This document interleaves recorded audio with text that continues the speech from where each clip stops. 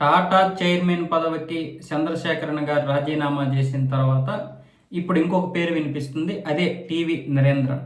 TV Narendran గారు తిరుచికి చెందినటువంటి వారు. ఈయన 1988లో టాటా స్టీల్లో జాయిన్ అయ్యారు. ఆ తర్వాత ఈ యొక్క స్టీల్ ని ఆసియా కంపెనీలకి అంటే ఆసియా దేశాలకి విస్తరించడంలో కీలక పాత్ర పోషించారు. అనేక పదవులు చేసిన తర్వాత 2013లో మేనేజింగ్ డైరెక్టర్గా పదోన్నతులు పొందారు. ఆ తర్వాత సీఈఓగా టాటా స్టీల్కి అయితే వ్యవహరిస్తున్నారు. ఇప్పుడేమొచ్చేసి ఈయన పేరే వినిపిస్తుంది. ఎందుకంటే అనేక సంస్కరణలు తీసుకొచ్చారు టాటా స్టీల్లో. అలాగే ఈ టాటా స్టీల్ యొక్క విలువ పెరగడానికి, అలాగే మిగతా మార్కెట్ పెరగడానికి కూడా అంతర్జాతీయంగా కూడా మంచి పేరు తీసుకొచ్చినటువంటి వ్యక్తుల్లో ఈయన కూడా ఒకరు.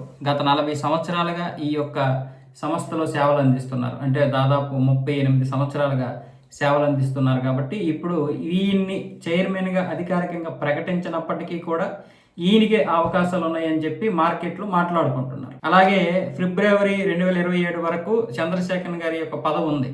అప్పటి వరకైనా ఈయన్ని తాత్కాలికంగా నియమించడానికైనా అవకాశాలు ఉంటాయి. ఆ తర్వాత ఎవరెవరైతే పోటీ పడుతున్నారో ఆ పోటీ తర్వాత నిర్ణయం తీసుకోవాల్సి ఉంటుంది.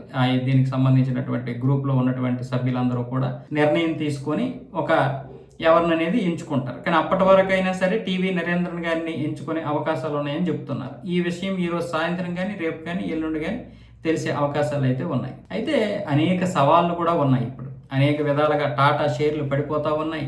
ఆ కొత్త యాప్ కూడా పెద్దగా ఆదరణ నోచుకోలేకపోతుంది. అలాగే స్టార్టప్ల విషయంలో కూడా వెనకడుగు వేస్తున్నాయి.